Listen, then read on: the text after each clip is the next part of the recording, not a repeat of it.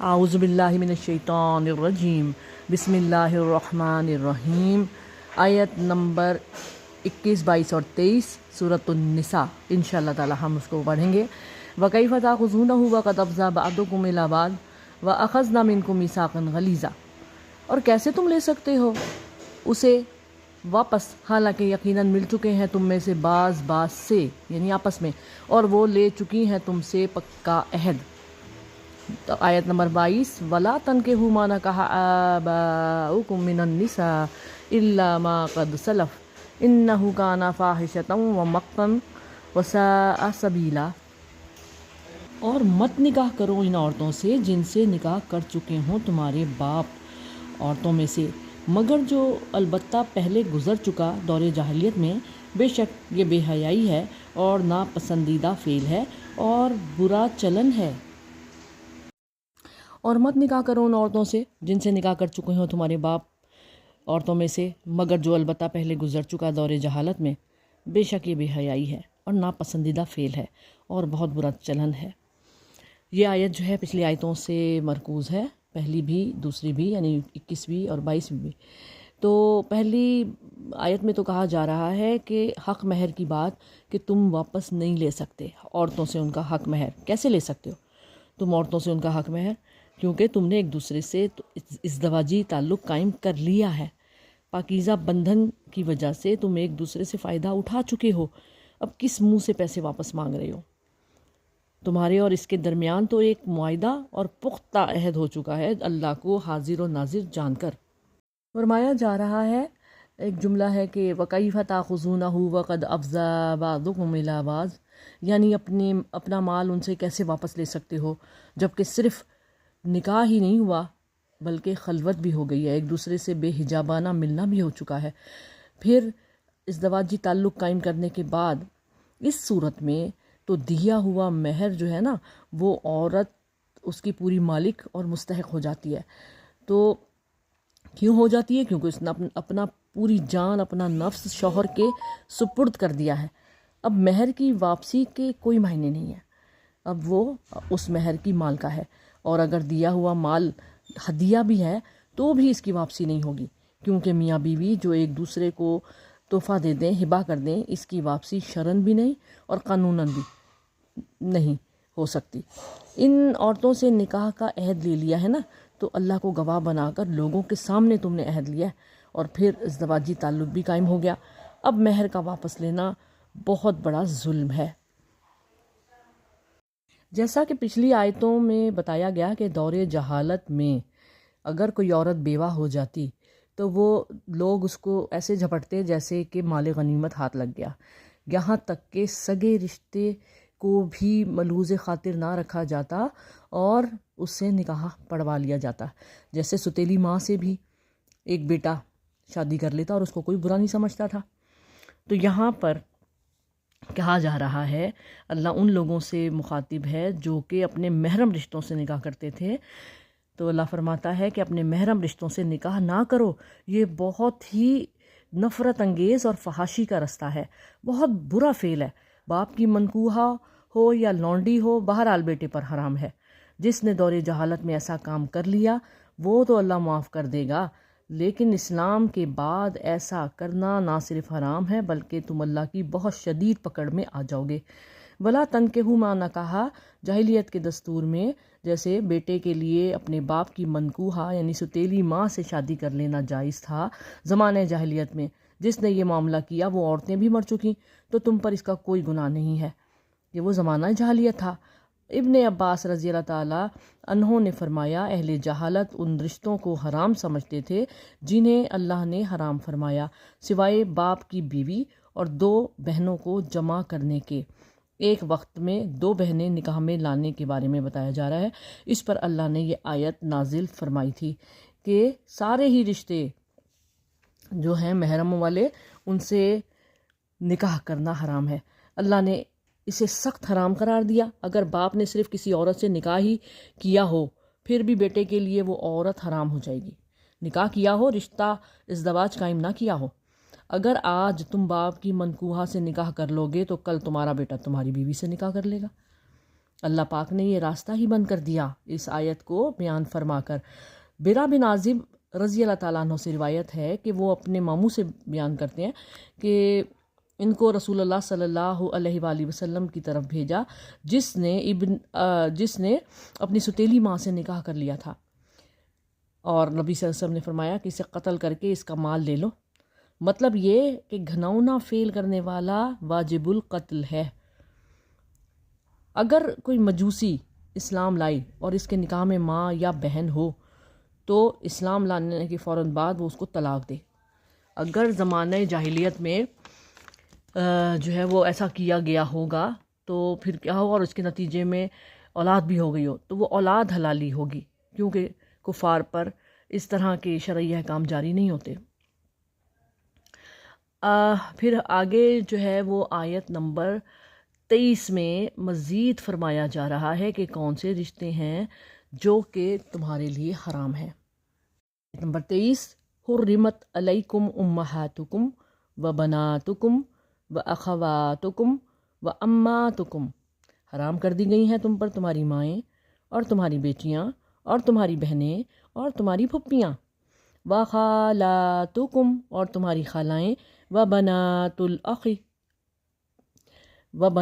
الاخ اور بھائی کی بیٹیاں، و بنات الاختی اور بہن کی بیٹیاں، و امہاتکم اور تمہاری وہ مائیں اللاتی جنہوں نے ارضعناکم دودھ پلایا ہو تمہیں، و اخواتکم اور تمہارے دودھ شریک من الرضاعتی بھائی بہنیں، و امہات نسائکم اور تمہاری بیویوں کی مائیں، و ربائبکم اور وہ لڑکیاں جو تمہاری گود میں، التی دخلتم بہن تمہاری گود میں پلنے والی تمہاری ان بیویوں سے ہیں جو کہ تم ان سے صحبت کر چکی ہو۔ فَإِن لَمْ تَكُونُوا دَخَلْتُمْ بِهِنَّ فَلَا جُنَاحَ عَلَيْكُمْ، پس اگر تم نے صحبت نہ کی ہو ان سے تو کوئی گناہ نہیں ہے تم پر۔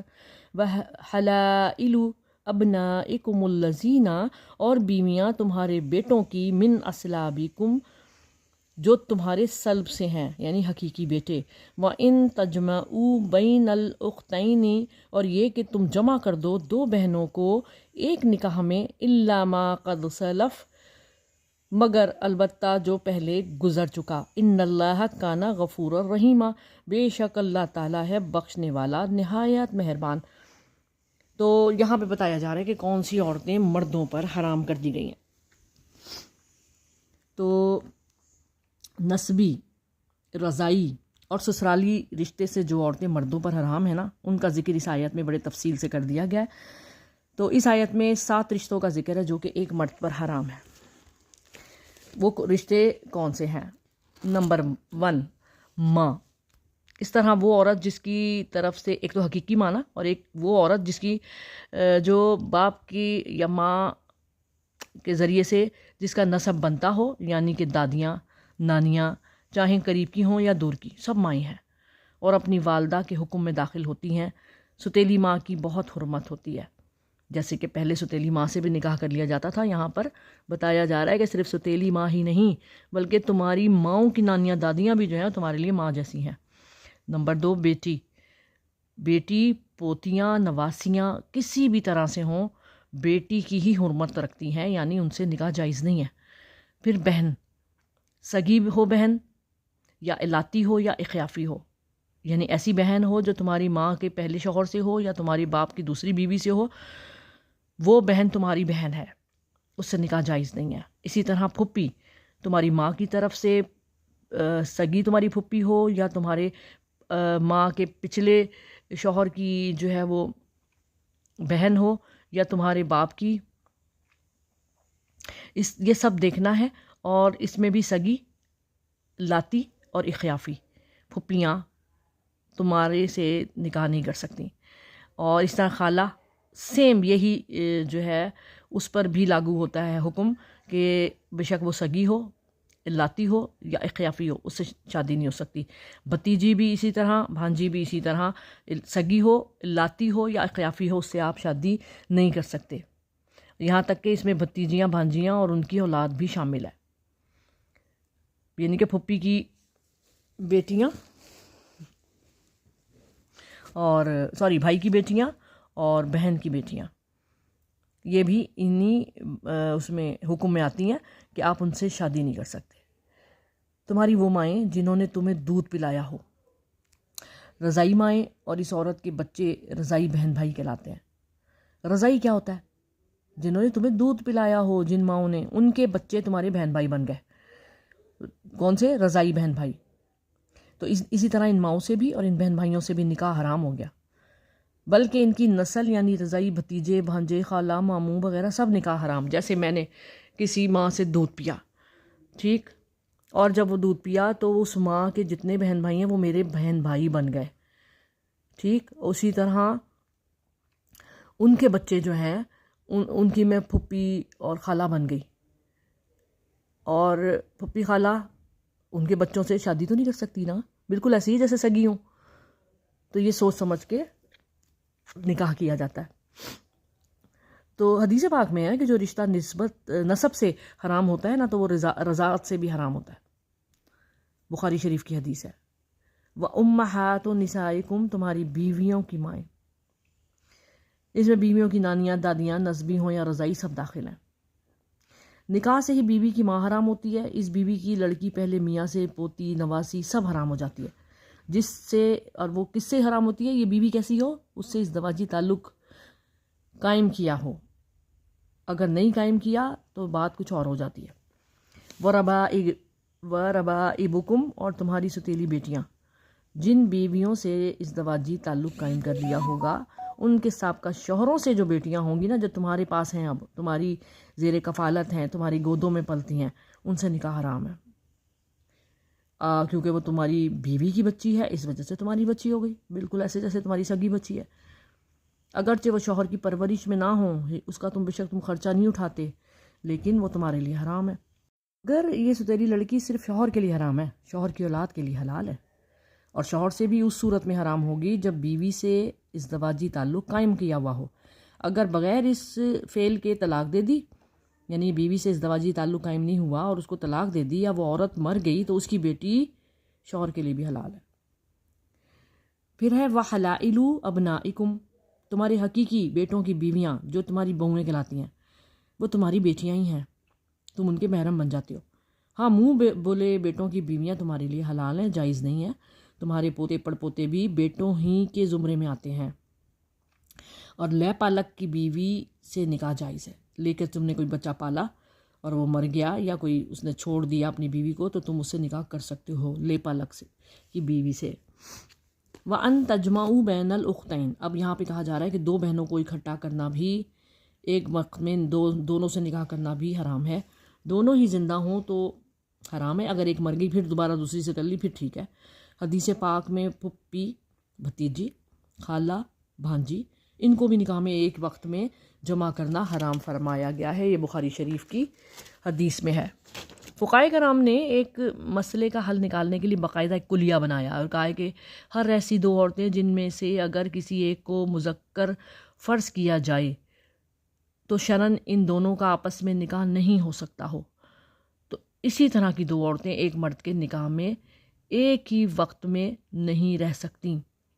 جیسے ایک بہن ہے، اس کو بہن سمجھا جائے، اور اس کے ساتھ جو آدمی مطلب دوسری بہن ہے اس کا بھائی سمجھا جائے اس کو، تو بہن بھائیوں کی شادی تو نہیں ہو سکتی نا۔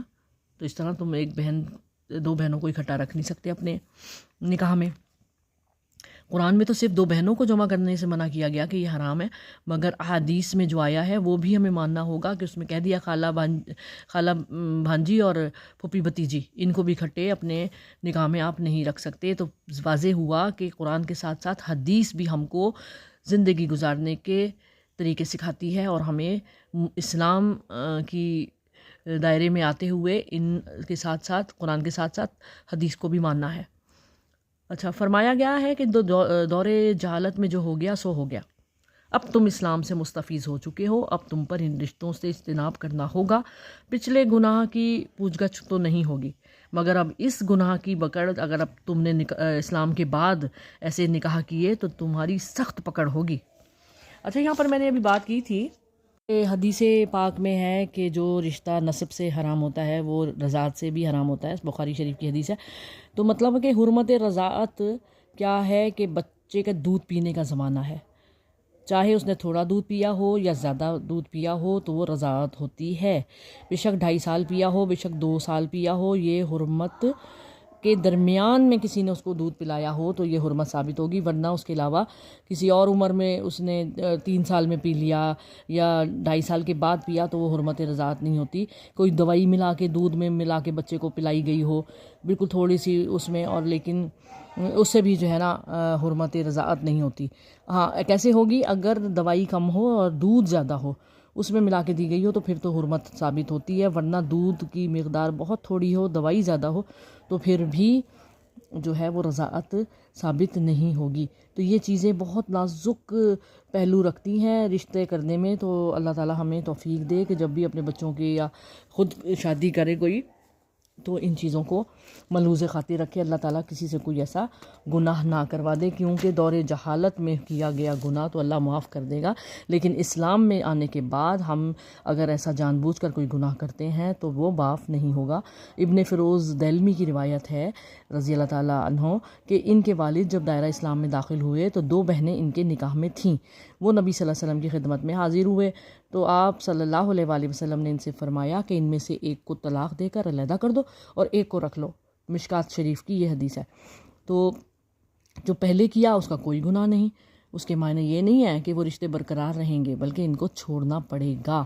اللہ تعالی ہم سب کا حامی و ناصر ہو اور اللہ تعالی ہمیں ایسے گناہوں سے بچائے۔ ہم اسلام سے مستفیض ہو چکے ہیں، اب ہم نے رشتوں کو بنانے میں بہت زیادہ احتیاط سے کام لینا ہے اور اس طرح کی باتوں سے اجتناب کرنا ہم پر فرض ہے تاکہ اللہ کی پکڑ میں نہ آئیں اور اللہ تعالی ہم سب کو ہمارے اچھے کاموں کی وجہ سے جنت میں داخل فرمائے اور دوزخ کے عذاب سے بچائے۔ آمین ثم آمین یا رب العالمین۔ یہاں پر 4 پارہ ختم ہوا، اگلی آیت سے 5واں سپارہ شروع ہوگا انشاءاللہ تعالی۔